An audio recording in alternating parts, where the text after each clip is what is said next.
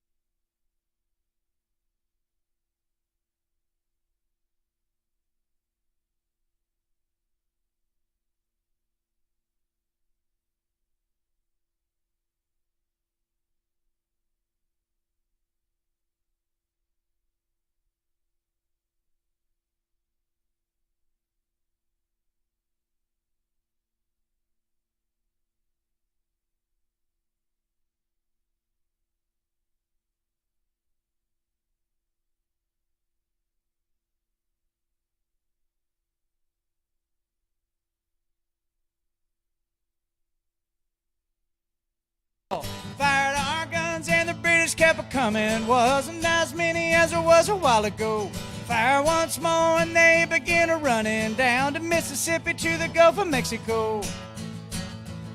Yeah, they ran through the briars and they ran through the brambles, ran through the bushes where a rabbit wouldn't go. Ran so fast that the hounds couldn't catch 'em down to Mississippi to the Gulf of Mexico. We fired our cannon till the barrel melted down, so we grabbed an alligator and we fought another round. Filled his head with cannonballs, powdered his behind. When we touched the powder off, the gator lost his mind. Fired our guns and the British kept a-coming. Wasn't as many as there was a while ago. Fire once more and they began a-running down to Mississippi to the Gulf of Mexico. Sing it if you know it. Yeah, they ran through the briars and they ran through the brambles, ran through the bushes where a rabbit wouldn't go. Ran so fast that the hounds couldn't catch 'em down to Mississippi to the Gulf of Mexico. I said down to Mississippi to the Gulf of Mexico. Yes, give it up, folks. Give it up. But you know, Salute. John, talking about going through the swamps, it's a beautiful song. You just spent a couple of beautiful days at Fort Campbell, just up the road. Why don't you tell us about that? Yeah, so what's interesting is, we're all here in Nashville and home of country music and all this great stuff's going on all the time. And about 47 miles up the interstate is Fort Campbell, Kentucky. And over the past few years, I've started to become friends with a lot of guys that are serving there, a lot of gals that are serving there, but then some of the leadership too at Fort Campbell. Brigadier General of the 160th, which is quite a serious unit, the 160th. Yeah. Somebody Yeah. knows that. Yeah, the night stalkers. Yeah, night stalkers and all these assault teams that are up there. So I got invited to go up there. Well, the first thing that happened was I was there 2 times in 3 days. So the first day I got to go up there, and they call it being a Green Beret for a day. And they said, we want you to come do this. I said, are you going to kick my ass when I get out there? I mean, what's going to happen to me? I mean, I know what you guys. I've read the stories. You're going to make me crawl through the barbed wire. You're going to break my rib. Like, what are you going to do? They go, no. It's just all. You're just going to learn about, what it's like. And they were nice about it. But we got to go on the range and do a bunch of shooting. There was about 30 guys, kind of like me, not military guys, but we've been shooting since we were little, and we're patriots. And so the chief said, you know how chiefs are, right? He was about like you'd think. And he said, all right, man, this is a competition, and there will be a winner and there will be losers. And so grab your firearm and do the best you can. So we get in there and we run 300 rounds through pistols and then 300 rounds through rifles. And at the end of it, guess what happened? I was the top shot, man. I was the top shot out of the 30 guys. Okay. Now, granted, this was top shot out of 30 other, amateurs like myself. But still, It's still top shot. I'll take it. And so I got a little top shot coin. But then the second day that I went out there, now this was serious stuff. So I get out there, and General McGee, who's the general of all of Fort Campbell, had requested that I do something nobody had ever done before. No entertainer had ever done this, and that was to fly out into what they call the back 40 at Fort Campbell. So way back there. Fort Campbell's massive. It's bigger than a county. It's so big. But fly back there, and he said, we've got a few thousand of our troops out there doing some very intensive training. He just left it at that. Very intensive, specialized training. That's the way he worded it. I said, okay. He said, and they're stuck out there for 3 weeks on starvation rations. I mean, barely getting by. Nobody takes a shower for 3 weeks. They are stuck out there. Would you show up out there and sing to some of these camps? I said, love to. So I get on a Black Hawk. If you've never been on one of those, wow, what a machine. Bop, bop, bop, bop, bop, bop, bop. And the doors are out, and I'm sitting there looking over the edge going, wow. And then you look at the pilots, and the pilots are about 25, 26 years old. But you know what that tells me? And I'll keep telling the story, but when I saw the age of those pilots and the machine that they were running, I thought to myself, young people in America get a bad rap. You're always like, all these young people, they don't know anything. Well, a lot of them don't know anything, but we've got a whole crop of young American men and women out there that are willing to do whatever it takes for the next generation, and they are the smartest, most capable, biggest heart, fearless individuals you ever met in your life. I think the future is in good shape when I meet the young folks in the United States military. Don't you? You know who I'm talking about. So these young guys, they're flying a $35 million Black Hawk, however much it is. And we land out in these fields, and I land, and I don't see anybody. I'm like, I thought I was singing. Where's everybody at? And all of a sudden, here they come, out of the woods, out of the hills, face paint. They look terrible. I mean, But in a good way. They look exhausted. They look serious, and they look like they've been drug around because that's what they're going through. And so I went to 3 different locations and pulled out this exact guitar, and I stood out there in these fields, and for about 30, 35 minutes just singing to them, and then took pictures with them, and they all wanted me to autograph their magazines. So they're all dropping the mags out of their rifles, and the general, I was looking at him going, are they going to get in trouble for this? He goes, not this time. I'll let them do it. I said, okay, great. Bring me your mags, guys. So I bet I signed 400 or 500 magazines that day, and went spot to spot to spot. And man, it was so crazy getting back in my truck and driving back to Nashville, which is not a long drive from there, and just realizing what is going on right up the road from where everybody's just hanging out and has no earthly idea the level of sincerity, the level of pressure that they're being put under, the level of commitment that's out there, what they're willing to do at a moment's notice. They're willing to go, and they are equipped and trained to do it. That's what they've dedicated their lives to. I was so struck that young people, and I said this to every group I talked to, I was so struck I said, you know what? I'm looking at maybe 400 or 500 of them at a whack. I said, all y'all are so young. You could have done anything you wanted to do with the youth of your life, with the prime years of your life. You could have done anything. And you decided to serve the United States. Raise your hand if you were drafted. Of course, they all looked at me, and I said, right, nobody. Nobody was drafted. You volunteered your service. You're giving this country the best, most prime years of your life. I said, I'm humbled to be in your presence. And then I sang 4 or 5 more songs, man. I sang till they yanked me out of there. And it just blows me away, that level of commitment and sacrifice to this country. And I can tell you, Jason, our guy that's running sound and video right now, he was there with me filming all that. We're going to put out a little video on that day. But he, too, was just absolutely, we were just astonished by what was going on out there in the woods not too far from here right now. So it sticks with me in a big way.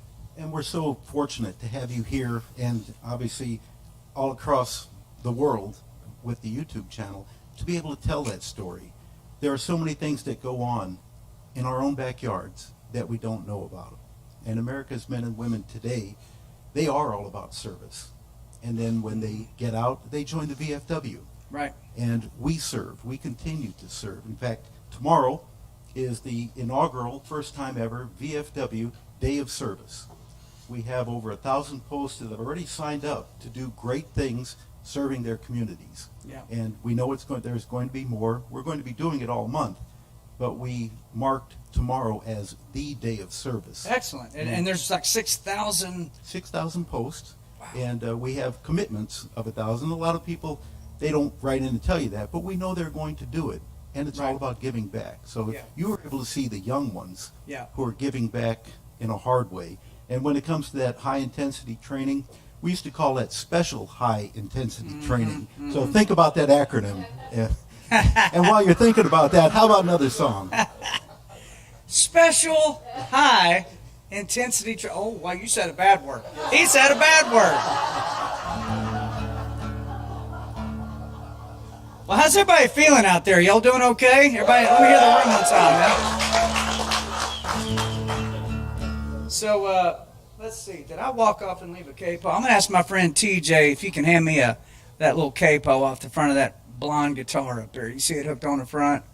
Because I'm going to sing you guys a song.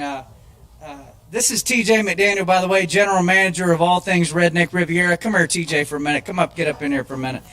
This a straight-up hillbilly out of Arkansas. And nope, hold on, TJ, hold on, come back up. Don't run away. We'll let TJ do that. Don't run away. So TJ and I have been working together now for I don't know how many years. 8. Yep. 8 years.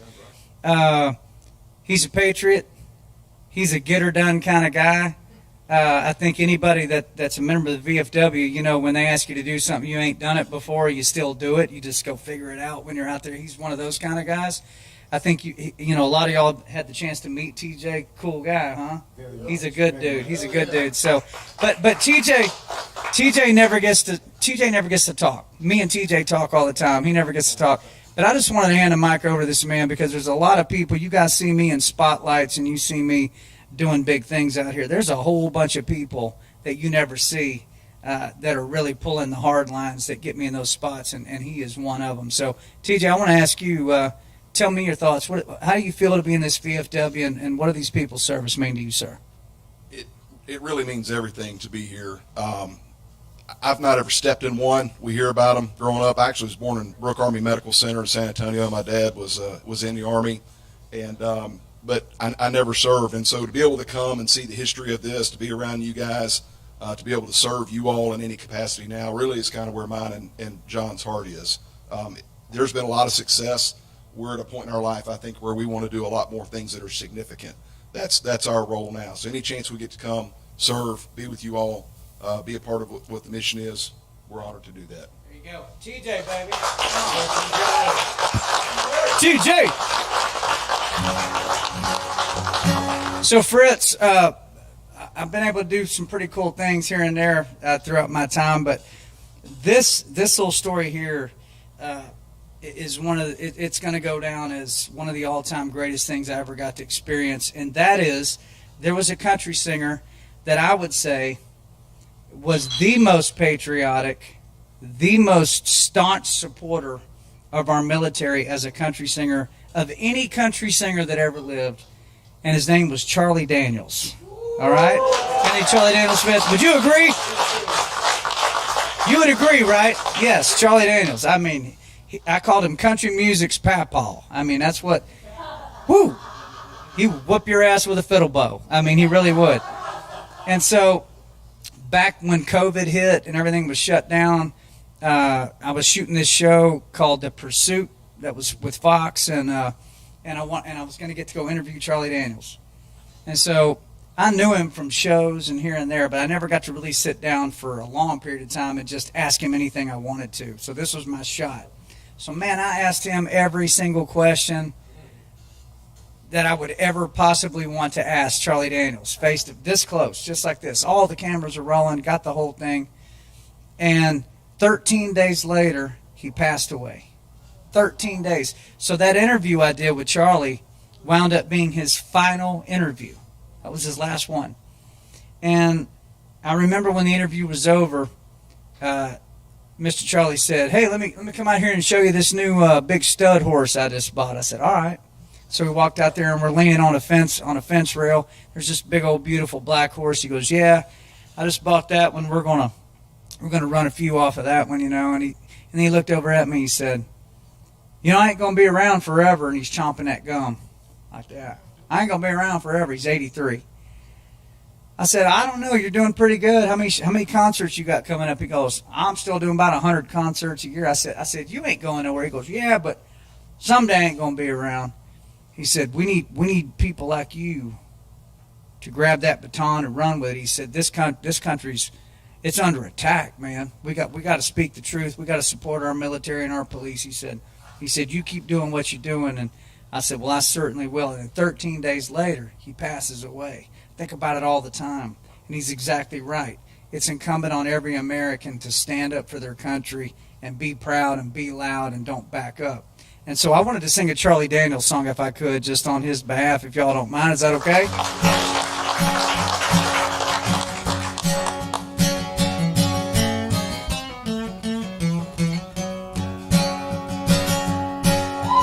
People say I'm no good, crazy as a loon. I get up in the morning, get down in the afternoon. I kinda like my old blue chick hound. I like her laying round in the shade. And I ain't got no money, but I damn sure got it made. And I ain't asking nobody for nothing if I can't get it on my own. If you don't like the way I'm living, y'all sing it. Just leave this long-haired country boy alone. Hey!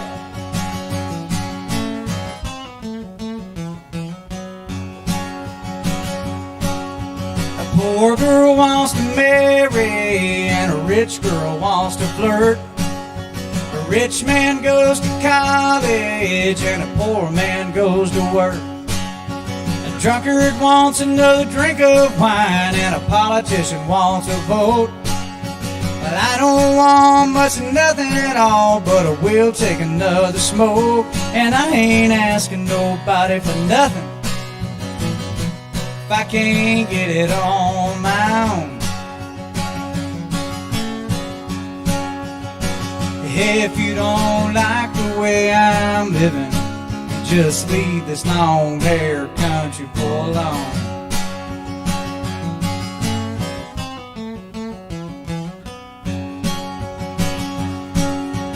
Preacher man talking on the TV, putting down a rock and roll. Wants me to make a donation, 'cause I'm worried about my soul. He said, "Now Jesus walked on the water," and I know that is true. Sometimes I think that preacher man might do a little walking too. And I ain't asking nobody for nothing if I can't get it on my own. If you don't like the way I'm living, just leave this long-haired country boy alone. hey, if you don't like the way I'm living, sing it, VFW. To leave this long hair go to all along. Y'all sound good.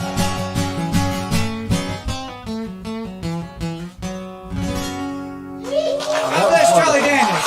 That was wonderful.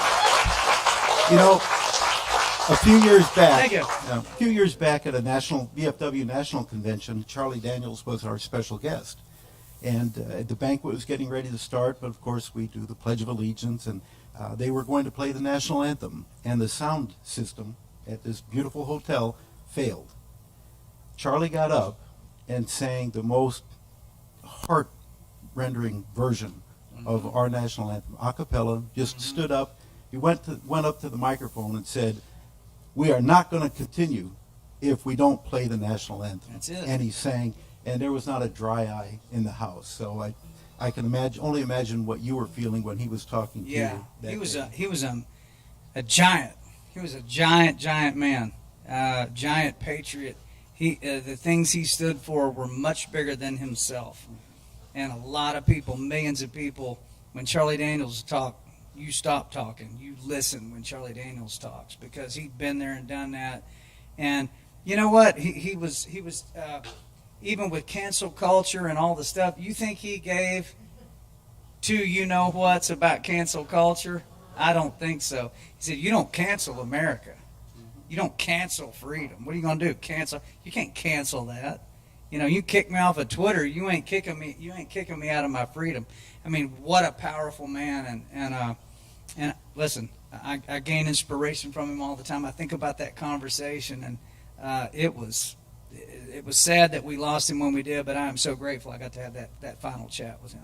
Well, you mentioned cancel culture, and the last time I was in town, my dog and I got to come and visit That's you. right, yeah. We had a wonderful time. Mama really enjoyed the penthouse. That's with right, the dog. Mama. Your dog's name is Mama. She was I having love a that. ball. We did get to sit and watch you interview with Yeah. your show with Eddie Montgomery. Right. But afterward, you and I sat in the back room, and we were just talking, and you talked about how you are showing your patriotism now, and how you're not worried about cancel culture. Can you tell us a little bit more about that? Yeah, well, think about the people who this country was founded by, and what they were faced with. So the Declaration of Independence, anybody that signed their name to that document, if the British ever found them, they were going to hang them, kill their entire family, burn down their fields, burn down their farms, and erase them from the face of the earth. Everything, including their own life, would be gone. Liberty or death, give me liberty or death, was not a bumper sticker. It was not a hashtag on a social media site. Liberty or death was the attitude that it took to found the country. Because anything short of that, and you wouldn't have a United States. This would just be a gigantic British colony. That's what we would be today. But we're not that. We are our own country. We have our own freedom. And since that time when they all founded that, and you look at our military, empire after empire after empire has tried to take this country out and take it down, and nobody's ever been able to do it because of one simple reason. The United States military stands in the way. They can't beat them. They can't take them out. That's it. And so when I get to sit in a VFW and I get to sit in the company of men and women who have been that barrier between the bad guys and our freedom, man, this is royalty as far as I'm concerned. I mean, everything else doesn't exist if you don't have this room. If you don't have what's at the VFW, you don't have an America. You don't have interstates or schools or grocery stores. You don't have anything good in your life had it not been for the United States military. Somebody would have taken us down and we would be subservient to them. And so when I think about cancel culture and they go, "We're going to kick you off of Facebook or Twitter if you say that," I go, and?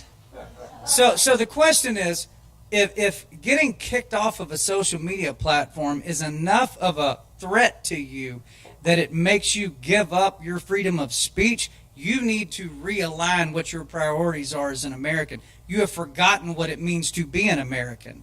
If some multi-billionaire is saying, I'm going to kick one of his little interns are going to kick you off of a social media platform, and that's going to keep you from speaking your mind, then you have forgotten what the country is about. You've forgotten who founded it, and you've forgotten about all the men and women who have fought for it since day one, and to this very second out in the fields of Fort Campbell, they're training to continue to defend this country.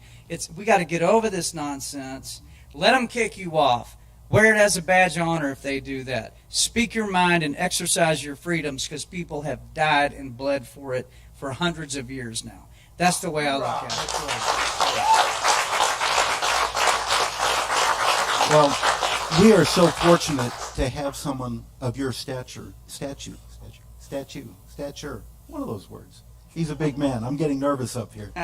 But it's great to have you speaking out and telling everybody how important it is to think highly of veterans. Veterans do get a bad rap. A lot of movies you see, it's always the veteran who's the bad guy or has problems. The bad guys are the ones making the movies. That's true. But you could say that. When's the last time you went to Hollywood? Yeah, don't bother. I avoid it. Yeah, exactly. And that's the beauty Thumbs of this. down. That's not America. It isn't. No, they try to define America in our movies and our TV and on our social medias, and that is not what America is. That's what they want America to be. And they're pushing as hard as they can to get it, but they ain't going to get it. Nobody in this room is going to bend to that. I don't care what your politics are, what your cultural leanings are. Freedom is freedom, period. That's exactly. it. You either have it or you do not have it. And we don't spin it. America is America. That's right. It's not anything else. You can't slice us up. You can't put us into different piles. If you're an American, you're an American. You're supposed to have each other's back no matter what. And we all do, and we appreciate you being our voice out there. It's an honor And speaking of your voice, yes, sir. Why don't you give us another song? Well, so this song, the day you come over to the house, you and Brian came by and had an old guitar hanging on the wall there at the house. And I said, can I play you guys a song? And they're like, yeah, I'll play a song. Cool. So pulled this old guitar down and I said, this is a song I wrote about my grandfather. So if you walk into my house someday, and I hope you guys all come by at some point, we have a lot of stuff we do up there. There's no reason why we couldn't have a VFW event up at my house. That'd be a lot of fun. You know it would, Fritz. We would have a ball there. It would be fun. Would have a ball. But if you walk in the front door of my house, the first thing you'll see is my granddaddy's World War II uniform. He willed it to me. I got my hands on this thing. And it is right there, front and center when you walk in. Yeah. Oh, yeah. It's pretty incredible. And so, your granddaddy, I want everybody in this room to think about somebody in their family that's been hanging on your wall in a picture, whether you ever met them or not. You know who that person is and that they serve this country, and everybody in the family's always had such respect for that person. But everybody in here can think of somebody right now like that in your family. All right, so he's one of those people in my family, Papa Rich. So when he was 17 years old, and this is the song I'm going to sing, is a song I wrote about him. He's 17, living in Glasgow, Kentucky. And you know how your granddaddy is, he'll tell you the same story 100 times in a row, right? Sit down, I want to tell you a story. Which one is it? It's got to be this one, or that one, right? It's always the same story. But you don't care. He's your grandpa. You want to hear it 101 times. Tell me 500 times. I don't care. It's the coolest thing ever. Tell me again. This was one of those stories. So he said, hey, when I'm 17 years old, Glasgow, Kentucky, this train rolled through Glasgow my whole life. And it was always loaded down with firewood and food and fertilizer and machine parts and whatever. He said, but then World War II broke out, and that same train starts coming through Glasgow, except now it's loaded down with caskets. He said, they started unloading these caskets.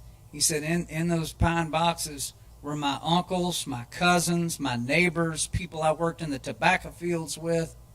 All these people I'd grown up around my whole life in these caskets. He said, I was so mad that I couldn't go fight because I was only 17, that he went and had his older sister act like she was his mother and signed him up, vouched for him at 17. He gets in there. This guy's about 5'4", 115 pounds, soaking wet. But he's one of them cats that if you said, "Hey, Bill, shoot that squirrel," he'd say, "Left eye or right eye?" One of them boys, right? 22 short, 22 short, single shot. They got to eat. Like, he get in trouble. You got three rounds. You better come back with at least two. At least two. So they found out this guy could shoot, and he was absolutely vicious. All he wanted to do was kill anybody and anything that was attacking our country. He just wanted to kill every last one of them. And so they put him into this little unit that they called the tunnel rats. And so the tunnel rats were the guys that they'd send in the cave to flush the Japanese out the other side of the cave. I'm sure everybody's heard about the tunnel rats. By the time World War II was over, he was discharged anyway. He had multiple Purple Hearts. He was hooked on morphine for 2 years when he got back home, weaned himself off of that, became a farmer, lived to be 80 years old. And so one of my biggest regrets not only as a songwriter but as his grandson is I should have written this song while he was still alive. It was about 1 month after he died. I was just contemplating the magnitude of what he was and what he stood for, and I wrote this song. So I'll dedicate this to him, all of our veterans, anybody watching that's active duty or a vet, all the boys and girls overseas, this very second harm's way. This is called The Man.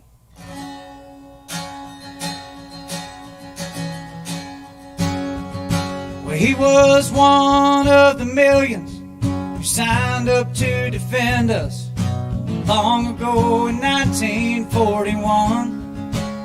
And when they sucker punched us in Pearl Harbor, he fought under MacArthur 17 with an Army Thompson gun. Well, he stormed a lot of beaches, slept in jungles with the leeches. He saw things a young man should never see. And when they shot him in the shoulder, he got back up and he marched forward, left a lot of brothers dead in Kwajalein. And if it wasn't for the good Lord and the man, there wouldn't be a breath of freedom in this land. When I see people on my TV taking shots at Uncle Sam, I hope they always remember why they can. 'Cause we'd all be speaking German or living under the flag of Japan if it wasn't for the good Lord and the man. If it wasn't for the good Lord and the man. Can I get a hell yeah now?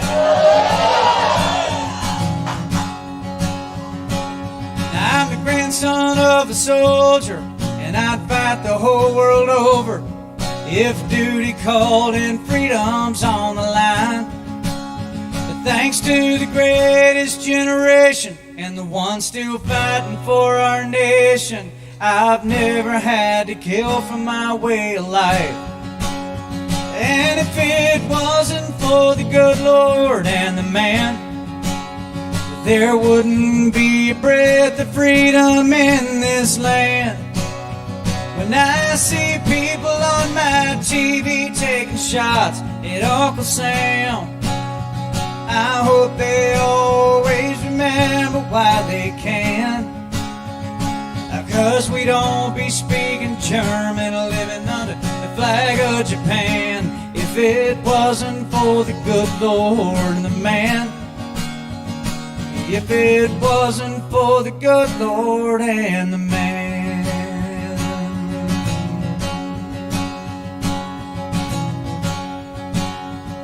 'Cause he was one of the millions who signed up to defend us long ago in 1941. When they sucker punched us in Pearl Harbor, he fought under MacArthur 17 with an Army Thompson gun.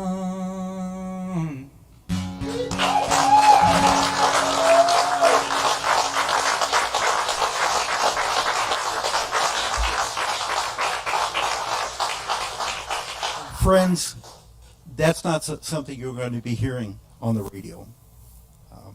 Part of our culture today won't allow that song out there. So you, my friends, and those of you watching online, you witnessed something very rare and very special and from the heart.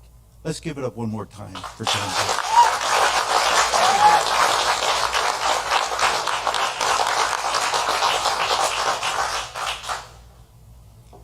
Good. Is everybody having fun? Yeah. This is great, isn't it? Hey, Fritz, do they have any Redneck Riviera whiskey in here? Because you and I should have a celebratory shot. Don't you think? I would think that's what we should do. Are you allowed to do that? I mean, can you make that call? I think I did that last night. Did you? Down at the Redneck Riviera. We should all have. Don't you think, TJ? That'd be okay, right? Yeah. I think we could do that. We can get a couple of little cups. I'll put a little Granny Rich Reserve in this.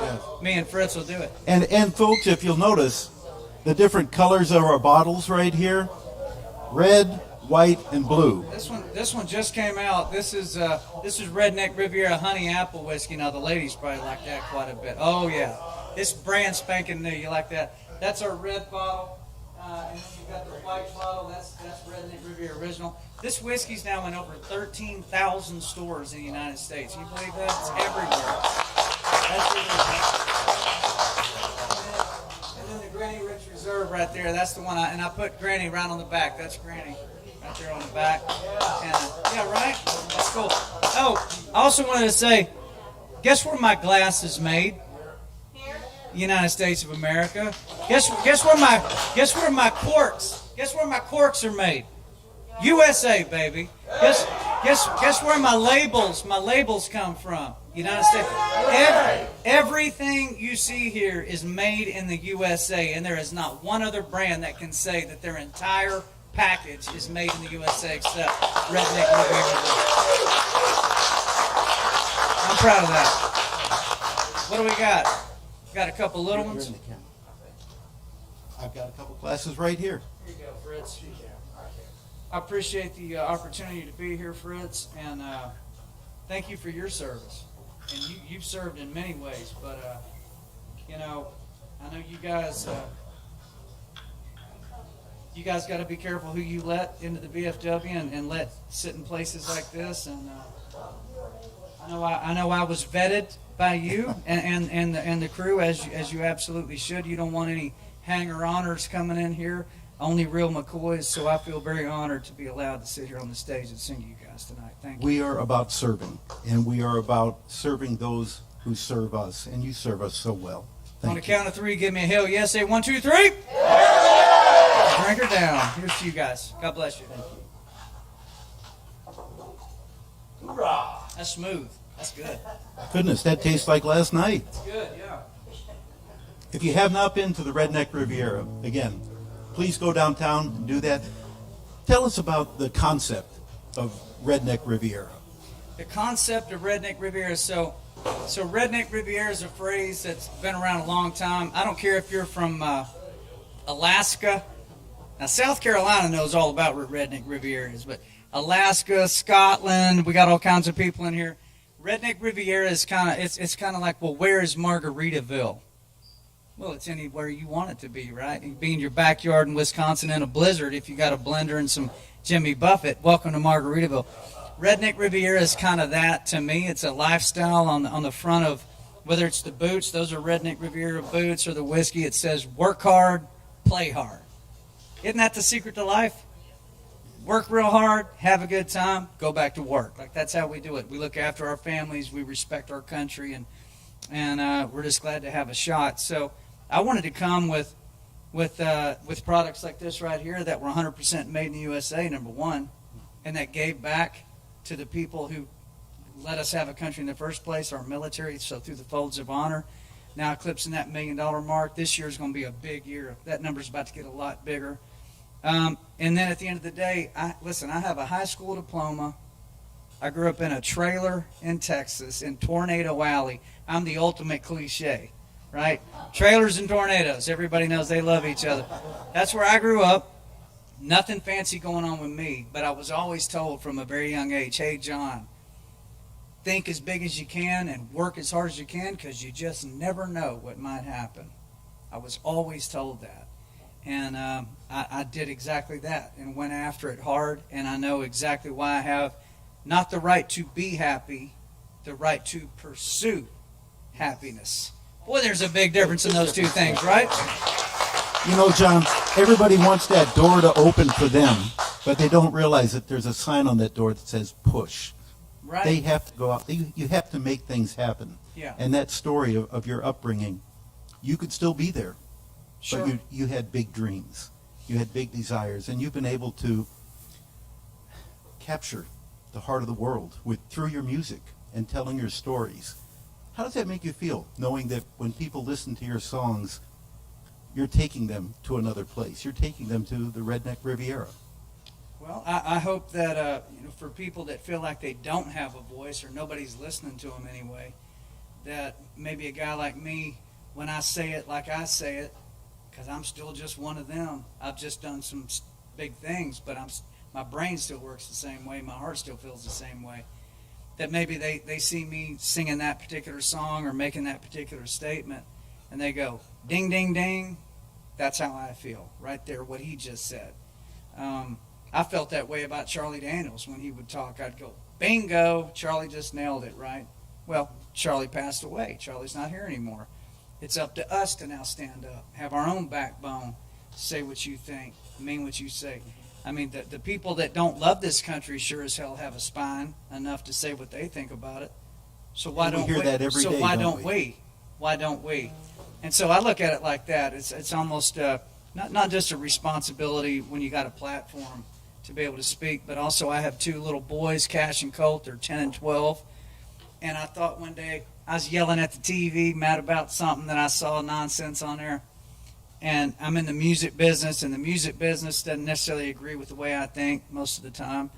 And I thought, am I going to be that dad, that guy that yells at the TV at home, but then walks out the door and I go out here and play ball with this nonsense and act like I don't really think that? Well, that's called being a hypocrite. You want to be a hypocrite, Fritz? Not at all. I don't think so. And you're not. And neither am I. And I don't want my boys viewing me as that.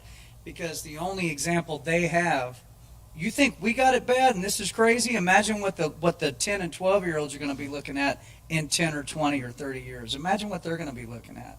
So their only blueprint on how to react to that as Americans, as freedom lovers, is, well, how did Dad handle it? How did Mom handle it?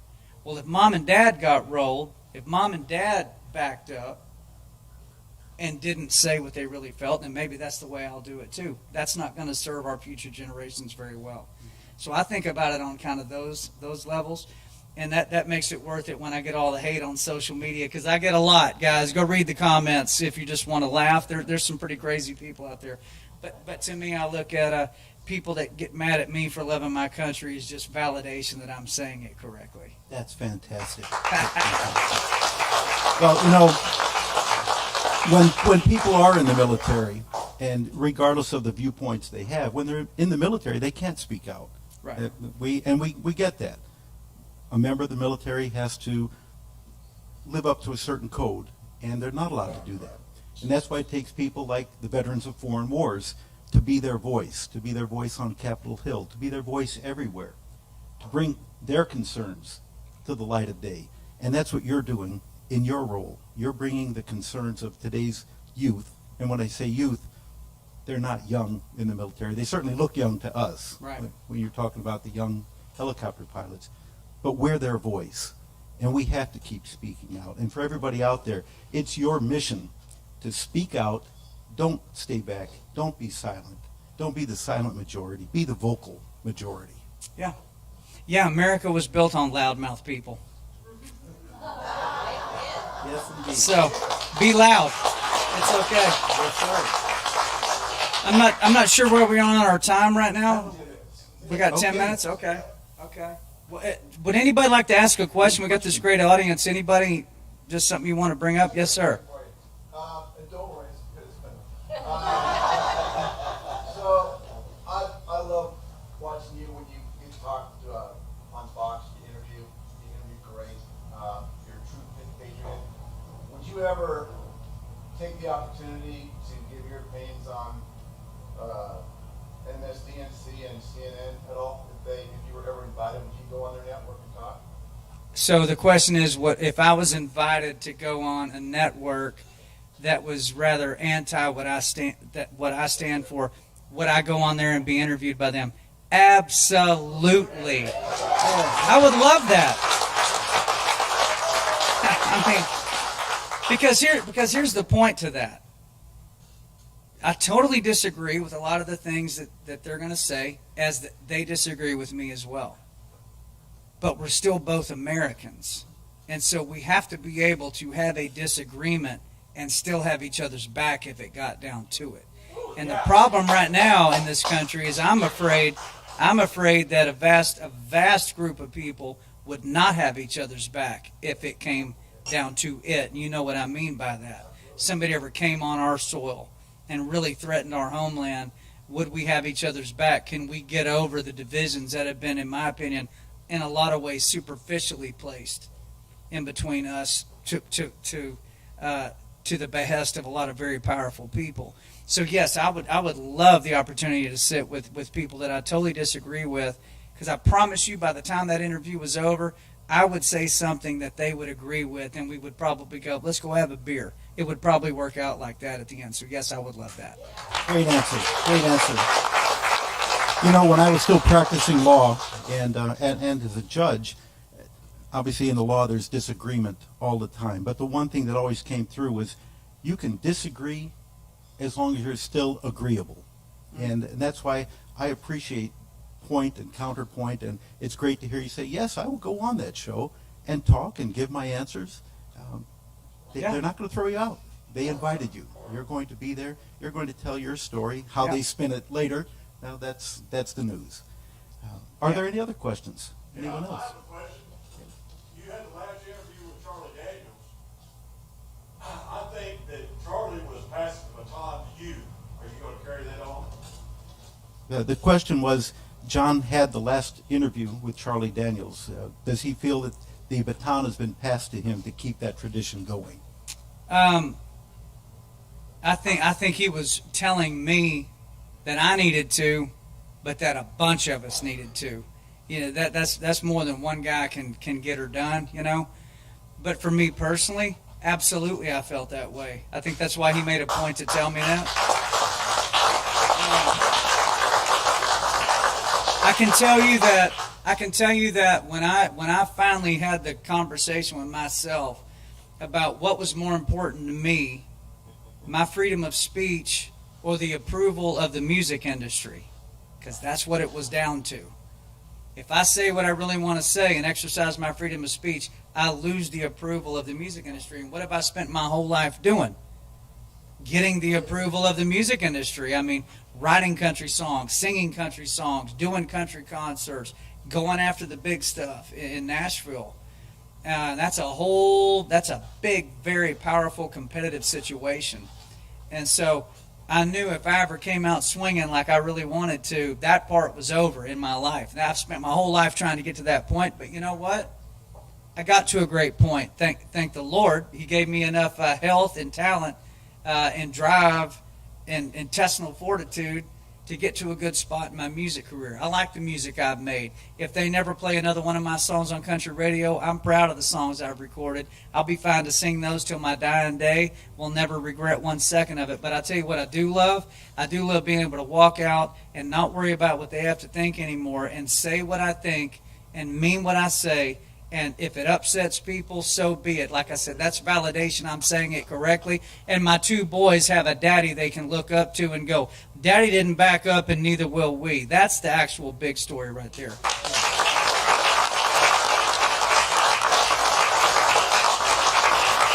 The floor is yours.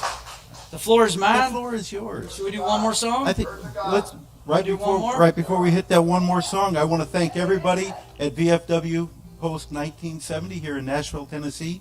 Everybody who's watching at home, anywhere in the world. This has been an amazing evening. Wouldn't you all agree? This has been great. And with that, ladies and gentlemen, and on behalf of the Veterans of Foreign Wars, I want to personally thank you, John, for being here. But I'm going to let the man take us home. John? Well, somebody mentioned Earth to God, and we're at the end of here, and I got one song I've got to play. But you know what? When you guys log off tonight, go on YouTube and look up Earth to God. Thank you for bringing that song up. That was I wrote that song in about 25 minutes, and I don't even feel like I wrote it because it hit me so fast and so hard that God's just right there. You think He's a million miles away. He's not. He's right there. All you got to do is just say hello, and He'll go, "Hey, I've been waiting on you to call me." It's like very easy. So reach out to Him when you can. He's right there waiting on you. Earth to God, go check that out. But this song here, I did not write this song. But if you ask me, is there a song you wish you would have written, it would have been this song. We all know the words to this song. I cannot sing it as good as the man that wrote it. But I can't think of a better way to end this performance and end this interview. Just want to say thank you to everybody at the VFW. We have so much respect and reverence for what this organization stands for. You got guys like me standing in the wings to support you anytime and anywhere. Always count on it. Here's the song.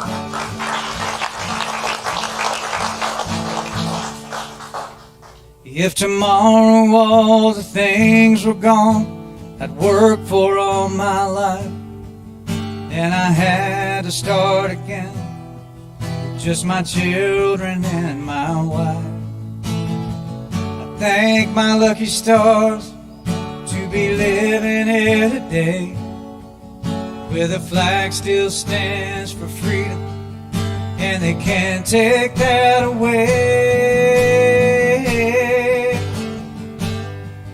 And I'm proud to be an American, where at least I know I'm free.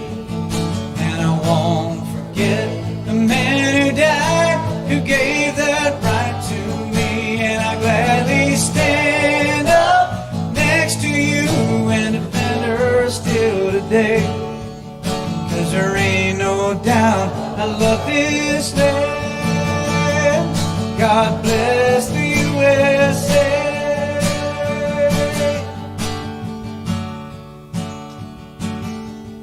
From the lakes of Minnesota to the hills of Tennessee, across the plains of Texas, from sea to shining sea, Detroit down to Houston, and New York to LA, where there's pride in every American heart. And it's time we stand and say that I'm proud to be an American, where at least I know I'm free. And I won't forget the man who died, who gave that right to me. And I gladly stand up next to you and defend her still today. 'Cause there ain't no doubt I love this land. God bless the USA.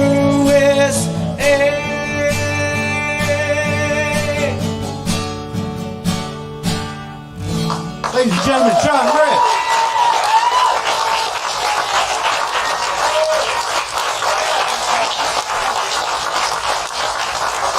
God bless you all. Thank you so much. Long live the VFW.